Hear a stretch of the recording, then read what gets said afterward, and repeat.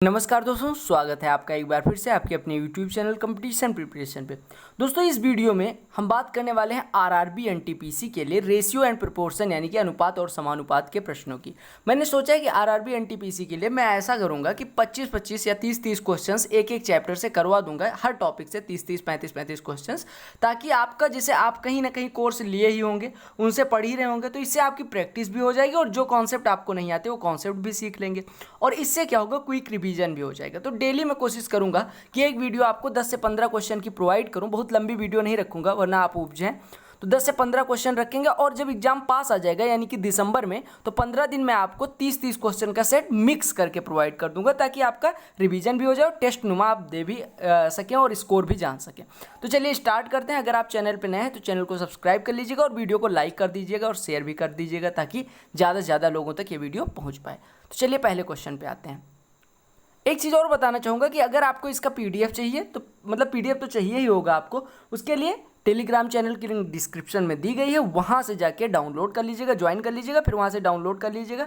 कोई भी अपडेट आती है तो वहाँ पे नोटिस वगैरह पीडीएफ वगैरह वहीं पे मैं डाल देता हूँ। दूसरी सबसे इंपॉर्टेंट चीज़ कि वहाँ पे आपको एक चीज़ और मिल जाएगा, रेलवे का स्पेशल ग्रुप, जहाँ पे आप रेलवे से रिलेटेड कोई भी क्वेरी है तो आप पूछ सकते हैं उस ग्रुप में जाके। 2 ग्रुप मिलेंगे, एक मेन ग्रुप, एक ये वाला ग्रुप जिसमें ज्वाइन करना है। रेलवे के लिए स्पेशल भी मैंने अलग कर दिया, ताकि अगर आपका रेलवे से रिलेटेड कोई क्वेरी है तो आप वहाँ पर पूछ सकते हैं। चलिए पहले प्रश्न पे आते हैं। पहला प्रश्न देखिएगा, प्रश्न बहुत आसान सा होगा और आपको पता होगा कि रेलवे का मैथ आसान होता है एसएससी के कंपैरिजन में, तो आप लोग ध्यान से पढ़िएगा, प्रश्न को उत्तर करने की कोशिश करिएगा। कहा गया कि 730 रुपये को ए, बी और सी के बीच इस प्रकार से विभाजित किया गया कि ए को 3 रुपये मिलते हैं तो बी को 4 रुपये मिलते हैं, और अगर बी को 3.5 रुपये मिलते हैं तो सी को 3 रुपये मिलते हैं। तो आपसे कहा गया बी का हिस्सा सी से कितना ज़्यादा है, यानी बी का हिस्सा सी से कितना बढ़ के है, यही आपको बताना है।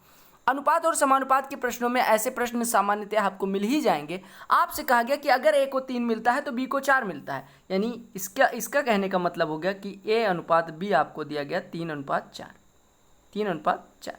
और आपसे कहा गया कि अगर बी को 4 रुपये अगर बी को 3.5 रुपये मिलते हैं तो सी को 3 रुपये मिलते हैं, यानी बी को अगर 3.5 मिलते हैं तो सी को कितने मिलते हैं, सी को कितने मिलते हैं, 3 मिलते हैं।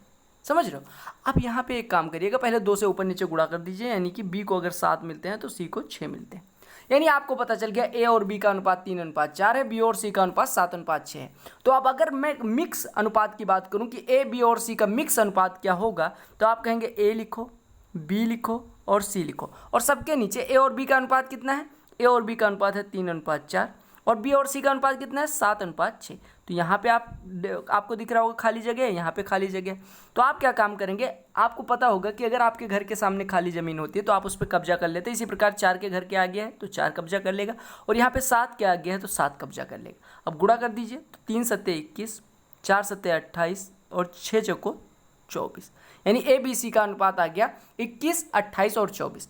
अब आपसे क्या पूछा गया, प्रश्न को ध्यान से पढ़िएगा कि बी का हिस्सा सी के हिस्से से कितना बढ़कर है। ध्यान से देखिएगा, आप पहले इन तीनों को अनुपातों को जोड़िए। 21, 28 और 24 अगर आप जोड़ेंगे तो आपको मिल जाएगा, ये कितना हो जाएगा, 73। यानी कि हम माने अगर कि ए को 21 रुपये मिलते हैं, बी को 28 रुपये मिलते हैं, सी को 24 रुपये मिलते हैं, तो कुल रुपये कितने हो जाएंगे, 73। लेकिन आपको पता है कि कुल रुपये 73 ना होकर 730 है, यानी इसका कितना गुना, 10 गुना। 73 ना होके इसका कितना गुना है, 10 गुना है। तो अब आपसे पूछा क्या गया है, आपसे पूछा गया बी का हिस्सा सी से कितना ज़्यादा है, तो आप निकाल लीजिए, बी को 28 मिले थे, सी को 24, यानी कितना ज़्यादा, 4 ज़्यादा। आपको पता है कि 1 बराबर होता है, आपको यहाँ से ध्यान से देखा होगा आपने कि 73 बराबर अगर 730 है तो यानी 1 बराबर 10, अगर 1 बराबर 10 है तो 4 बराबर 40, यानी कि कितना ज़्यादा है, 40। आपका कौन सा ऑप्शन सही हो गया, बी ऑप्शन। ठीक है, ऐसे कर सकते हैं, या आप ऐसे भी जा सकते थे, वही चीज़ होती, लेकिन थोड़ा सा आप अलग लिख सकते थे। देखिएगा, ए, बी और सी 21, 28 और 24 था। अब आपसे कहा गया बी का हिस्सा सी से कितना ज़्यादा है, तो 28 में से 24 घटाइए 4, बटे सबको जोड़ दीजिए, 21, 28 और 24 जोड़ेंगे तो ये हो जाएगा 73, और गुणे 100, मतलब जितना कुल रुपया है उसको गुणा कर देते, तो इसमें गुणा करते तो ये 10 आ जाता है, 4 दाम में 40। यही चीज़ वैसे मैंने करवाया कि अगर आप ऐसा ना करना चाहें तो आप सीधे इनको जोड़िए, तो ये आएगा 73, 73 को 730 दिया गया, यानी 1 बराबर 10, तो अंतर 4 आ रहा है। अगर 1 बराबर 10 है तो 4 बराबर 40 हो जाएगा। ठीक है, समझ आ गया। अगले प्रश्न पे आते हैं। तो ये सब बहुत समझ लीजिए आपके रेलवे परीक्षा से ऊपर के प्रश्न हैं, ठीक है, इससे भी आसान प्रश्न आएंगे। बस आपका कॉन्सेप्ट अगर आपको पता है, कैलकुलेशन अच्छी स्पीड से कर लेते तो कोई दिक्कत नहीं होगी। बड़ा सिंपल सा प्रश्न है लेकिन थोड़ा यूनिक टाइप का था, इस वजह से मैंने लिया ये प्रश्न। कहा गया the compound ratio of the inverse ratios of these ratios. देखिए कंपाउंड रेशियो निकालना है। कंपाउंड रेशियो कैसे निकलता है? अगर मैं बात करूँ ए बी और सी का कंपाउंड निकालना है तो आप कहेंगे ए बी सी का गुणा कर दो, ये कंपाउंड रेशियो कहा जाता है। अब कंपाउंड रेशियो किसका निकालना है? एक्स बटे वाई जेड के इनवर्स का। इनवर्स क्या होता है? अगर ए का इनवर्स की मैं बात करूँ तो यहाँ पे कौन सा इनवर्स? प्रोडक्ट इनवर्स की बात हो रही है, यानी कि ए को पलट के लिख दें वो हो जाएगा इनवर्स। यानी कि जिन दो संख्याओं का गुणनफल एक होता है उनको इनवर्स कहते हैं। जैसे मैं बात करूँ 1/2 और 2, उसी प्रकार ऐसे बी की इनवर्स की बात करूँ तो 1/b हो जाएगा। तो यहाँ पे आपसे कहा गया था कि किसके किसके एक्स बटे वाई जेड का इनवर्स कितना हो जाएगा? वाई जेड बटे एक्स, ठीक है, गुणे। आपसे कहा गया वाई मतलब वाई बटे जेड एक्स, वाई बटे जेड एक्स को पलटेंगे तो ये हो जाएगा जेड एक्स बटे वाई और गुणे आप कहेंगे जेड बटे एक्स वाई, इसका इनवर्स तो यानी एक्स वाई बटे जेड। ये जो अनुपात आएगा इसके साथ अनुपात 1 लगा दीजिएगा तो ये आपका हो जाएगा कंपाउंड, क्या? Compound ratio. तो यहाँ से आप देख पा रहे होंगे एक्स से एक्स कट गया, वाई से वाई कट गया, जेड से जेड कट गया तो बचा कितना? एक्स वाई और जेड, यानी आपका बचा एक्स वाई जेड अनुपात 1, एक्स वाई जेड अनुपात 1। तो ये कुछ यूनिक टाइप का क्वेश्चन था, इस वजह से मैंने लिया है ये प्रश्न। तो आप समझ गए ना। अगर मैं कहूँ कि ए बी और सी के इनवर्स का कंपाउंड रेशियो निकालिए तो आप कहेंगे ये हो गया 1/a 1/b 1/c /1, यानी कि 1/abc/1। abc से गुणा कर देंगे तो ये हो जाएगा 1/abc। समझ आ गया? तो आपको बस पलटना है इसके मतलब इनवर्स का। अगर मैं कोई कहे आपसे कि ए बी सी के इनवर्स रेशियो का आपको कंपाउंड रेशियो निकालना है तो आप सबसे पहले इनको पलटेंगे, फिर गुणा करेंगे, गुणा करने के बाद अनुपात 1 लगा देंगे। अगर भिन्न में आता है तो जो हर होगा उससे गुणा कर देंगे, आपका आंसर आ जाएगा। अगला प्रश्न देखिएगा। कहा गया कि 2420 रुपये को ए बी सी के बीच में इस प्रकार से विभाजित किया जाता है कि ए अनुपात बी 5:4 है, बी अनुपात सी 9:10 है, तो सी का हिस्सा। सेम प्रश्न है पिछले वाले जैसा। आपको पता है ए बी और सी, ए और बी का अनुपात 5:4, बी और सी का अनुपात 9:10। आपको पता है यहाँ पे खाली जगह है, यहाँ पे तो खाली जगह 4 के आ गया तो 4 कब्जा कर लेगा, यहाँ 9 के आ गया तो 9 कब्जा कर लेगा। 5 9 45, 4 9 36, 4 दाम में 40, यही अनुपात हो जाएगा ए बी सी का। अब आपसे पूछा क्या गया है? आपसे पूछा गया है सी को कितना हिस्सा मिलेगा। आपको पता है सी कितना पाता है? 40। कितने में से? सबको जोड़ दीजिए तो 40, 36 और 45 जोड़ेंगे तो आपका कितना हो जाएगा? 121। अरे जोड़िए तो 40 36 76 और 5 81 और 40 121, यानी सी को मिलता है 40 रुपये आउट ऑफ 121। अब आपको पता है कुल रुपये कितने हैं? 2420, तो उसको सी को कितने मिलेंगे? 40/121 हिस्सा ऑफ 2420। तो 121 से काटेंगे 20 हो जाएगा, तो 40 × 20 यानी 800 रुपये मिलेंगे। कितने रुपये मिलेंगे? 800। किसको? सी को। तो आपका करेक्ट ऑप्शन कौन सा हो गया? B option. ठीक है। अगला प्रश्न देखिएगा, मिक्सचर इरिगेशन भी कह सकते हैं, अनुपात समानुपात भी कह सकते हैं। कहा गया 49 kg यानी 49 किलोग्राम मिश्रित चाय में असम और दार्जिलिंग की चाय का अनुपात 5:2 है। ध्यान से देखिएगा, असम और दार्जिलिंग की जो चाय का अनुपात दिया गया वो 5:2 दिया गया। ठीक है। आपसे कहा गया फिर दार्जिलिंग चाय की मात्रा को 2:1 में असम के अनुपात में बनाने के लिए मिश्रण में कितना मिलाया जाना चाहिए। ध्यान से देखिएगा कि दार्जिलिंग चाय को कितना मिलाया जाए ताकि मिक्सचर जो बने वो 2:1 के अनुपात में हो जाए। आपको दिया गया असम और दार्जिलिंग चाय का अनुपात 5:2 है। अब आपसे पूछेगा कि इसमें कितनी दार्जिलिंग की चाय मिलाई जाए ताकि जो हमारा अनुपात है वो कितना हो जाए? कितना हो जाए? असम और दार्जिलिंग की चाय का 2:1 हमें कर देना है, 2:1 कर देना। और क्या मिलाना है? दार्जिलिंग। अब ध्यान से देखिएगा, आपको पता है मेरे भाई कि टोटल असम और दार्जिलिंग की चाय मिला के 49 किलोग्राम है, यानी 5 और 2, हम अगर माने असम की चाय 5 किलोग्राम है और दार्जिलिंग की 2, तो 5 2 7, 7 बराबर 49 है। 7 बराबर आपको दिया गया 49। अगर 7 बराबर 49 है तो 1 बराबर 7 हो जाएगा, यानी कि 5 बराबर 35 और 2 बराबर कितना हो जाएगा? 14। यानी हमें असम की चाय पता चल गई और दार्जिलिंग की चाय, यानी असम 35 किलोग्राम चाय है और दार्जिलिंग की 14 किलोग्राम। अब आपसे कहा गया कि इसमें कितनी दार्जिलिंग की चाय मिलाई जानी चाहिए ताकि जो अनुपात है वो कितना हो जाए? 2:1 हो जाए। आपको पता है कि इसमें मिलाया क्या जाता है? दार्जिलिंग की चाय हम मान लेते हैं ये एक्स मिलाई जाती है, यानी कि जो 35 और 14.x का अनुपात है वो 2:1 है। आपको पता है कि ये जो असम की चाय है और दार्जिलिंग की चाय, आपको मात्रा मिल गई, ये 35 है, 14 + x है। ठीक है। और इनका अनुपात 2:1 है। 2:1 कहने का मतलब कि 35 जो है वो 14 + x का 2 गुना है, यानी हम कह सकते हैं कि 14 + x जो होगा वो 35 का आधा होगा, यानी 14 + x बराबर 17.5, यानी x बराबर कितना आ गया 3.5, यानी कितना किलोग्राम मिला दें तो हमारा अनुपात 2:1 हो जाएगा, यानी 3.5 किलोग्राम अगर हम मिला देते हैं तो हमारा अनुपात कितना हो जाएगा 2:1 हो जाएगा। या आप ऐसे कह सकते थे, ध्यान से देखिएगा, आपको पता है कि असम की चाय में तो कोई चेंज आता नहीं, यानी जो 35 किलोग्राम था वही बाद में अनुपात के रूप में 2 के बराबर हो गया। 35 जो था वही अनुपात के रूप में 2 के बराबर हो गया, यानी 1 अनुपात बराबर हो जाएगा 17.5। तो हमारी जो दार्जिलिंग की चाय है 1 अनुपात में है भी, यानी 17.5 kg हो जाती है। आपको पता है पहले 14 kg थी, अब 17.5 kg हो गई, तो कितना मिलाया गया होगा 3.5 kg, ऐसे भी कह सकते हैं। ठीक है, तो आप जैसे करना चाहें कर सकते हैं, आपके पास ऑप्शंस कई सारे हो गए। ठीक है, अगले प्रश्न पे आते हैं। कहा क्या गया है कि एक निश्चित स्कूल के 132 परीक्षार्थियों में से, यानी कि टोटल स्टूडेंट्स की संख्या 132 है, उसमें असफल और सफल होने वालों का अनुपात जो है वो 9:2 है। यहाँ पे पलट लीजिएगा, यहाँ पे सफल और असफल होने वालों का अनुपात दिया गया है। यहाँ पे अंग्रेजी में अगर आप पढ़ेंगे तो सक्सेसफुल और अनसक्सेसफुल का अनुपात दिया गया 9:2, यानी कि अगर मैं सक्सेसफुल को S लिखूँ, अनसक्सेसफुल को U लिखूँ, तो सक्सेसफुल और अनसक्सेसफुल का अनुपात 9:2 है। अब मैं थोड़ी देर के लिए क्या काम करता हूँ, मैं मान लेता हूँ कि सर सक्सेस 9 लोग हुए हैं, अनसक्सेस 2 लोग हुए हैं, यानी स्टूडेंट्स की संख्या 9 2 11 मान लेते हैं। अब आपको पता है 11 ना होकर स्टूडेंट्स की संख्या 132 है, यानी 11 बराबर हमें दिया गया 132, यानी हम कह सकते हैं कि 1 बराबर 12 है। अब अगर 1 बराबर 12 हो गया तो सक्सेस स्टूडेंट्स कितने हो जाएंगे 9 × 12, अरे 9 थे, हमने अनुपात में माना था 9, तो 9 अनुपात जो है वो ओरिजिनल में 12, मतलब 1:12 के बराबर है, तो 9 कितने के बराबर हो जाएगा, यानी 108, यानी 108 लोग सक्सेस हुए हैं। और अनसक्सेस की संख्या कितनी हो जाएगी 12 दूना 24। अब आपसे दूसरे केस में क्या कहा गया, दूसरे केस में कहा गया कि अगर 4 और स्टूडेंट पास हो जाते, यानी कि 108 ना पास होके 112 पास हो जाते, टोटल स्टूडेंट्स थे 132, अगर 112 पास हो जाते तो 20 फेल होते। तो आपसे कहा गया तो सफल और असफल का अनुपात क्या होता, तो आप 4 से काट दीजिए, तो 4 से कटेगा 28 हो जाएगा, 4 से कटेगा 5 हो जाएगा, यानी अब अनुपात कितना आ गया 28:5, 28:5। बात खत्म हो गई। अगले प्रश्न पे आते हैं। ऐसे प्रश्न आपके एग्जाम में जनरली पूछे ही जाते हैं। कहा गया कि एक रेजिमेंट में जो ऑफिसर और सोल्जर थे वो 3:31 के अनुपात में, यानी आपको दिया गया कि ऑफिसर्स और सोल्जर्स की जो संख्या है उनका अनुपात 3:31 था, यानी ऑफिसर्स अगर 3 थे तो सोल्जर्स की संख्या 31 थी। ठीक है, कहा गया एक बैटल होता है जिसमें 6 ऑफिसर्स और 22 सोल्जर्स मार दिए जाते हैं, यानी मर जाते हैं या शहीद हो जाते हैं। ठीक है, ध्यान से देखिएगा, हम कहते हैं कि सर ऑफिसर्स की संख्या को अगर हम 3x थोड़ी देर के लिए एज्यूम करें, और तो सैनिकों की संख्या कितनी हो जाएगी 31x।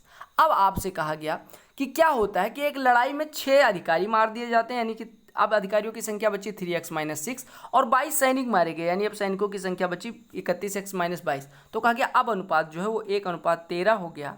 तो आपसे कहा गया लड़ाई से पहले रेजिमेंट में अधिकारियों की संख्या कितनी थी, यानी आपको किसकी वैल्यू निकालनी है 3x की, क्योंकि आपने माना था कि लड़ाई से पहले सेना में 3x अधिकारी थे। ये अनुपात कितना है 1:13।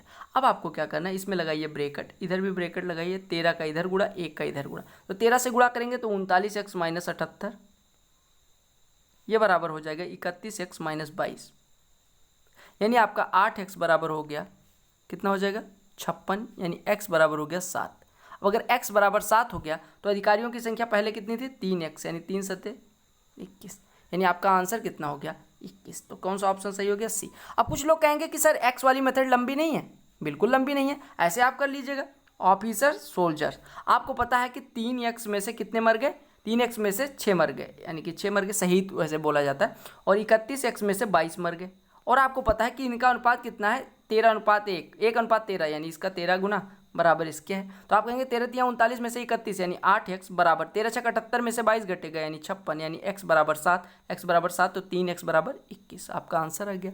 तो आप अगर मतलब कमांड बन जाएगी किसी चीज़ पे तो आप उसी चीज़ को बहुत तेज़ी से कर सकते हैं। ठीक है, ये प्रश्न थोड़ा देखने में बड़ा लग रहा होगा लेकिन है बड़ा आसान।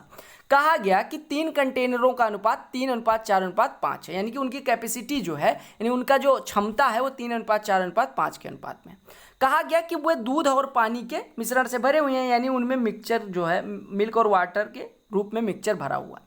तो क्या पहले में 4:1 के अनुपात में भरा हुआ है, दूसरे में 3:1 के अनुपात में भरा हुआ है, और तीसरे में 5:2 के अनुपात में मिल्क और वाटर है। ठीक है, अब कहा गया इन तीनों कंटेनरों के मिश्रण को चौथे कंटेनर में डाला जाता है, तो चौथे कंटेनर में दूध और पानी का अनुपात क्या होगा। ध्यान से देखिएगा, आप मान लीजिए आपको क्षमता का अनुपात दिया गया 3:4:5, ठीक है। यानी आप मान लीजिए इसका ये 3 लीटर है, ये मिक्सचर मतलब इसमें पहले वाले पॉट में 3 लीटर है, दूसरे वाले पॉट में 4 लीटर है और तीसरे वाले पॉट में कितना लीटर है, 5 लीटर है। तो अगर मैं बात करूं मेरे भाई कि सर मिल्क कितना होगा पहले पॉट में, तो आप कहेंगे 4/4+1 यानी कि 4/5 हिस्सा होगा किसका, 3 लीटर का।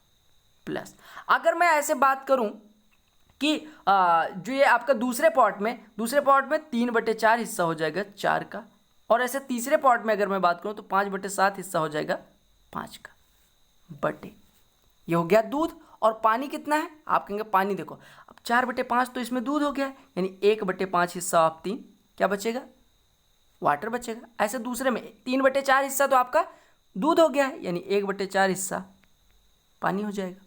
और ऐसे 5/7 हिस्सा तीसरे वाले में आपको पता है दूध है, तो 2/7 हिस्सा पानी हो जाएगा। अब इसी को सॉल्व कर लेना है, ये बेसिक मेथड में एकदम बता रहा हूँ। अब देखिएगा 5, 4, 7 का एलसीएम ले लीजिए। सबसे पहले देखिए कुछ कट तो नहीं रहा है, तो आपका कुछ कट नहीं रहा है, पहले यहाँ 4, 4 काट दीजिए, यहाँ भी 4, 4 काट दीजिए। अब मैं थोड़ा सा मिटा रहा हूँ, ठीक है, यानी यहाँ पे थोड़ा सा 1 मिनट वेट करिएगा। अब देखिएगा सॉल्व करते हैं इसको। सॉल्व करने अब देखिए ऐसा ना करिएगा कि भाग रहे हैं। देखिए 4×3 12/5, 12/5 प्लस ये इधर कितना बचा 3, और प्लस इधर कितना बचा 25/7, यानी 25/7 प्लस 3 डिवाइडेड बाई ये कितना है 3/5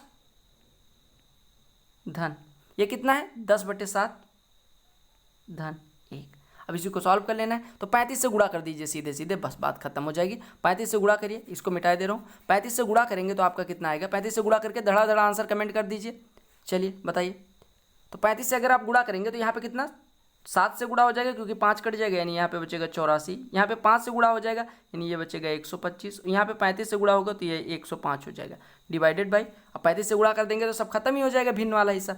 यहाँ पे 35 से गुणा करेंगे तो यहाँ 21 बचेगा, यहाँ पे 50 बचेगा और यहाँ पे 35 बचेगा, बस बात खत्म हो गई। अब जोड़ लीजिए, तो 4, 5, 9, 5, 14 के 4 हासिल आई 1, 1, 2, 3, 8, 11 के 1 हासिल आई 1, 1, 1, 2, 1, 3, 314 बट्टे।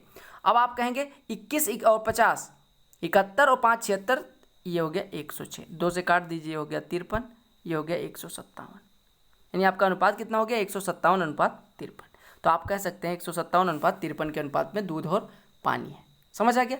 तो आपको बस इतना करना था, एकदम बेसिक मेथड में क्यों बता रहा हूँ। अभी अगली वीडियो जब आएगी रेशियो एंड प्रोपोर्शन की, तो उसमें मैं कई सारी मेथड्स इस क्वेश्चन के लिए और बताऊंगा, लेकिन ये बेसिक जानना बहुत जरूरी है, क्योंकि हो सकता है आपको वो ट्रिक न याद रहे हमारे एग्जाम में। तो आपको ये पता होना चाहिए कि कैसे करना है। ओवरऑल आपको यही करना है कि मिल्क और वाटर की मात्रा निकाल के और भाग कर देना है, तो वही मिल्क अनुपात वाटर का वो हो जाएगा, क्या अनुपात हो जाएगा, ठीक है, फाइनल मिक्सचर में। अगला प्रश्न देखिएगा, कहा गया एक कॉलेज संघ में 48 छात्र हैं, लड़कियों की संख्या लड़कों की संख्या का अनुपात, यानी कि बॉयज़ और गर्ल्स का अनुपात कितना है 5:3। अंग्रेजी में पढ़िएगा, समझ में आएगा। हिंदी में अनुपात वाले क्वेश्चंस को ज़्यादा से ज़्यादा कोशिश करिएगा अंग्रेजी में पढ़ने की, क्योंकि गूगल ट्रांसलेट से मैं हिंदी कर देता हूँ तो वो कई बार गलत हो जाता है। बॉयज़ का अनुपात 5 है, तो गर्ल्स मतलब बॉयज़ और गर्ल्स का अनुपात 5:3 है। कहा गया कि जो ये ग्रुप है उसमें कितनी लड़कियां जोड़ी जाएं ताकि जो हमारे बॉयज़ और गर्ल्स का अनुपात है वो 6:5 हो जाए। यानी हमें पहुंचना कितने पे है 6:5 के अनुपात में। ध्यान से देखिएगा, इसमें कुछ नहीं करना। आप मान लीजिए थोड़ी देर के लिए कि बॉयज़ की संख्या 5 है और गर्ल्स की संख्या 3 है, तो टोटल स्टूडेंट्स कितने हो जाएंगे 8। लेकिन आपको पता है कि 8 स्टूडेंट्स ना होकर स्टूडेंट्स की संख्या 48 दी गई है, यानी 8 बराबर 48, यानी 1 अनुपात बराबर है 6 के। अगर 1:6 के बराबर हो गया तो बॉयज़ की संख्या हो गई 30 और गर्ल्स की संख्या कितनी होगी 3 × 6 = 18। ठीक है। अब कहा गया कितनी लड़कियां जुड़ें ताकि जो हमारे मतलब लड़कों और लड़कियों की संख्या का अनुपात है वो 6:5 हो जाए। अब आपको पता है, ध्यान से देखिएगा, कलर चेंज कर दे रहा हूँ। आपको पता है कौन जुड़ता है, गर्ल्स।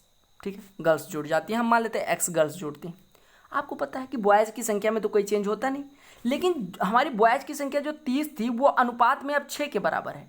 6:30 के, यानी 1 अनुपात बराबर किसके हो जाएगा 5, 1 अनुपात बराबर 5। तो गर्ल्स की आप संख्या कितनी हो गई, आपको पता है अगर 1:5 के बराबर है तो गर्ल्स की संख्या आप कितनी हो जाएगी 5 अनुपात के बराबर, यानी 5 अगर 1:5 के बराबर है तो 5:5 यानी 25 के बराबर है।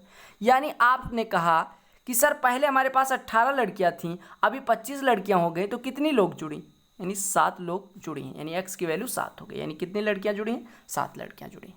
तो इसमें बस कुछ नहीं करना है, आपको ये ध्यान देना है कि जो हमारी संख्या है वो, जैसे आपने यहाँ देखा कि 6 अनुपात में बॉयज हैं, और यही बॉयज में जो अनुपात है, जो अनुपात में जो 6 है उसकी रियल में वैल्यू 30 है, यानी 1 रेशियो बराबर है 5 के। अगर 1 रेशियो 5 के बराबर है तो गर्ल्स की संख्या कितनी थी? 5 रेशियो के बराबर। यानी 5 रेशियो कितना हो जाएगा? अगर 1 रेशियो 5 है तो 5 रेशियो कितना हो जाएगा? 5 मल्टीप्लाइड बाई 5, इट मीन्स 25।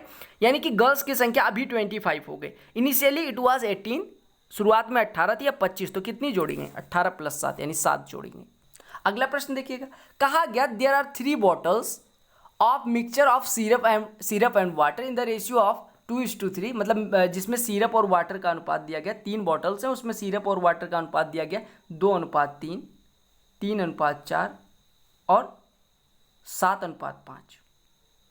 ठीक है। कहा गया 10 लीटर ऑफ पहले मिक्सचर का, 21 लीटर दूसरे मिक्सचर का लिया जाता है, तो तीसरे मिक्सचर का कितना हिस्सा लिया जाए ताकि जो हमारा क्या चीज़, ताकि हमारा जो फाइनल मिक्सचर हो उसमें सिरप और वाटर का जो अनुपात हो वो 1:1 हो। ध्यान से देखिएगा, कहा गया पहले मिक्सचर का 10 लीटर, दूसरे मिक्सचर का 21 लीटर, तीसरे मिक्सचर का हम मान लेते हैं x, इसको मानिए, इसको मतलब 12x लीटर लिया जाता है। ध्यान से देखिएगा, हम मान लेते हैं मेरे भाई, आपको पता है कि पहले मिक्सचर में सिरप और वाटर का अनुपात 2:3 है। यानी पहले मिक्सचर में अगर 10 लीटर इसका लेंगे तो 2:3 के अनुपात में सिरप और वाटर मिलेगा। यानी कि सिरप पहले मिक्सचर में 4 हो जाएगा और दूसरे सिरप पहले मिक्सचर में 4 हो जाएगा, वाटर 6 हो जाएगा, तभी 10 बनेगा। ऐसे आप इधर देखिए, 3 + 4 7 = 21, तो 7 बराबर अगर 21 तो 1 बराबर 3, यानी सिरप कितना हो जाएगा? 9, और 4 यानी कि वाटर बराबर कितना हो जाएगा? 12। और हमें पता है कि 7x तीसरे मिक्सचर में मिल रहा है और 5x वाटर तीसरे मिक्सचर में मिल रहा है। अब कहा गया कि इसको इस अनुपात में मिलाया गया कि इन दोनों की मात्रा बराबर है। हमें कैसे पता चला बराबर है? क्योंकि इनका अनुपात 1:1 है, यानी अगर ये 1 है तो ये भी 1 है। दोनों को जोड़ के बराबर कर दीजिए, यानी 13 + 7x बराबर 18 + 5x, यानी आपका 2x बराबर हो गया 5, यानी कि 2x बराबर कितना हो गया? 5। अब आप ध्यान से देखिएगा, आपने कहा था कि तीसरे मिक्सचर की हमने कितनी मात्रा ली है? 12x ही तो ली थी, तभी तो सिर्फ 7x और वाटर 5x निकला था। यानी अगर 2x बराबर 5 है तो 12x बराबर कितना हो जाएगा? इधर 6 से गुणा तो इधर भी 6 से गुणा, यानी कि 5 × 6 = 30, यानी कि 30 लीटर तीसरे मिक्सचर का लिया जाता है। समझ आ गया? हमने क्या किया कि सर आपको पता है कि सिरप और वाटर का जो अनुपात है पहले मिक्सचर में 2:3 है।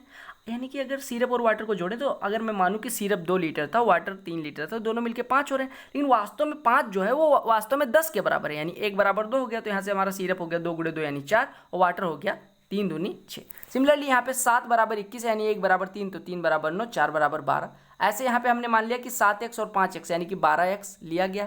12x अगर हम मिक्सचर लेंगे तो 7x से हो जाएगा 5x से। अब आपको दिया गया था कि जो वाटर की मात्रा और सिरप की मात्रा वो दोनों बराबर हो जाती है, क्योंकि इनका अनुपात 1:1 दिया गया था। हमने सॉल्व किया तो हमारा 2x बराबर 5 आ गया। अब आपने कहा था कि 12x मिक्सचर हमने लिया है, तो 2x बराबर अगर 5 है तो 12x बराबर 30 लीटर आंसर हो जाएगा। अगला प्रश्न देखिएगा, बड़ा ही सुंदर सा, बड़ा ही इंपॉर्टेंट सा प्रश्न है। कहा गया in a coloured picture of blue and yellow colour is used in the ratio of 4:3 respectively. Okay, if in the upper part या upper half blue is to yellow is 2:3, then in the lower half blue is to yellow is। ध्यान से देखिएगा, कहा गया कि एक coloured picture है जिसमें ब्लू और येलो कलर का जो अनुपात है, मतलब ब्लू और येलो कलर यूज किए गए, ठीक है। और कहा गया जो ब्लू और येलो कलर एरिया कवर करते हैं, यानी जितने एरिया पे उनको कलर किया गया है उसका अनुपात 4:3 है। हम मान लेते हैं कि सर ऐसे देखिएगा, ये हमारा कोई पेंटिंग है, ठीक है। अब आप मानिएगा कि इसमें 40 ब्लू है, क्या मान रहे हैं? 40 स्क्वायर, मतलब 40 मीटर स्क्वायर ब्लू है, तो रेड कितना हो जाएगा, येलो कितना हो जाएगा? आप कहेंगे 4:3 के अनुपात में था, यानी कि 30 मीटर स्क्वायर आपका येलो हो जाएगा। यानी कुल मात्रा कितनी हो गई? 70, यानी 35 ऊपरी भाग, 35 निचला भाग, दोनों बराबर ही लेना है। अब ध्यान से देखिएगा, आपको पता चल गया ब्लू की कुल मात्रा कितनी है? 40, येलो की कुल मात्रा कितनी है? 30। कहा गया कि अगर ऊपरी भाग में नीला और पीला, ऊपरी भाग में यहाँ पे नीला और पीला का अनुपात दिया गया 2:3, ऊपरी भाग है कितना? 35, यानी ऊपरी भाग में 35 में जो ब्लू और येलो का अनुपात है वो कितना है, 2:3, यानी कि 2 3 5, 5 बराबर 35, तो 1 बराबर 7 हो गया। अगर 1 बराबर 7 हो गया तो आप देख पा रहे होंगे कि 2 बराबर 14 और 3 बराबर 21, यानी कि पहले पार्ट में, ऊपर वाले पार्ट में ब्लू 14 मीटर स्क्वायर है। और यहाँ पे कलर चेंज करके बताऊँ, आपने कहा कि 2 3 5, 5 बराबर 35, तो 1 बराबर 7 हो गया। अगर 1 बराबर 7 हो गया तो बॉयज़ की संख्या कितनी हो गई, वो ब्लू कलर का मात्रा कितनी हो गई, 2 × 7 यानी 14 मीटर स्क्वायर। और ऐसे येलो कलर की मात्रा कितनी हो गई, 3 × 7 यानी 21 मीटर स्क्वायर। लेकिन आपको पता है कि ब्लू की टोटल मात्रा कितनी है, 40, यानी कि अगर ऊपरी पार्ट में 14 आ गया तो निचले पार्ट में कितना आना पड़ेगा, 26। और येलो की कुल मात्रा कितनी है, 30, जबकि ऊपरी पार्ट में कितना आता है, 21। टोटल 30 होना चाहिए, ऊपरी पार्ट में 21 मीटर स्क्वायर आ गया तो निचले पार्ट में कितना होगा, 9 मीटर स्क्वायर। अब आप देखिएगा यही अनुपात हो जाएगा ब्लू और येलो का, यानी आपका अनुपात कितना हो गया निचले पार्ट में, 26:9। समझ आ गया ना। मैंने क्या कहा, मैंने कहा कि सर मैं मान लेता हूँ कि 70 है टोटल। 70 क्यों माना, क्योंकि आपको दिख रहा होगा कि यहाँ पे अनुपात मुझे दिखा 4:3, यानी कि 7 ओवर आएगा और इसको 2 भागों में बांटना है। तो मैंने कहा 7 का ऐसा फैक्टर लो जो 2 से कटने पे मतलब सम भी हो, तो मैंने कहा 70 ले लो, ईजी रहेगा। 70 लिया तो आपको पता है ऊपरी भाग और निचला भाग बराबर ही होगा, यानी 35-35 हो जाएगा। अब आपको एक चीज़ और पता है कि जो ओवरऑल मतलब पिक्चर है 70 मीटर स्क्वायर क्षेत्रफल का, उसमें ब्लू और येलो का जो अनुपात है वो 4:3 है। यानी ब्लू अगर 40 मीटर स्क्वायर एरिया कवर कर रहा है तो येलो 30 मीटर स्क्वायर कवर कर रहा है। ठीक है, इतना समझ आ गया। अब ऊपरी पार्ट की बात हो रही है कि ऊपरी पार्ट में जो ब्लू और येलो का अनुपात है वो 2:3 है, यानी 35 मीटर स्क्वायर में ब्लू और येलो का अनुपात 2:3 है, यानी ब्लू हो जाएगा 14 और येलो हो जाएगा 21। आपको पता है टोटल ब्लू 40 होना चाहिए, ऊपरी पार्ट में 14 तो निचले पार्ट में 26 हो जाएगा, यानी 40 - 14 हो जाएगा। सिमिलरली येलो पार्ट ऊपरी पार्ट में 21 है, टोटल 30 होना चाहिए, यानी कि निचले पार्ट में कितना हो जाएगा, 30 - 21 यानी 9। तो यही अनुपात आ जाएगा निचले पार्ट में 26:9। समझ आ गया ना। तो आई होप आपको सारे प्रश्न समझ में आए होंगे। अगर समझ में आए हैं मेरे भाई तो वीडियो को लाइक कर दीजिएगा। और आपको डेली मैं कोशिश करूंगा, मेरी कोशिश रहेगी कि आपको 10 से 15-20 दिन में जितने टॉपिक हैं सब करके 2-2 दिन ले लेके सारे खत्म कर दिए जाए। और ये भी जो बहुत इंपॉर्टेंट टॉपिक है उनमें थोड़ा ज़्यादा क्वेश्चन करवाए जाएंगे। ठीक है, तो अगर चैनल पर नए होना तो सब्सक्राइब कर लेना, बेल आइकन प्रेस कर देना। और आप लोग सब्सक्राइब नहीं करते तो ये बहुत गंदी चीज़ है, देखते हो और सब्सक्राइब नहीं करते हो, कर लीजिएगा। और हाँ, शेयर वगैरह कर दीजिएगा। प्लेलिस्ट में बहुत सारी वीडियोज होंगी, डिस्क्रिप्शन में जाइएगा, वहाँ से आपको NTPC ग्रुप डी सबके शॉर्ट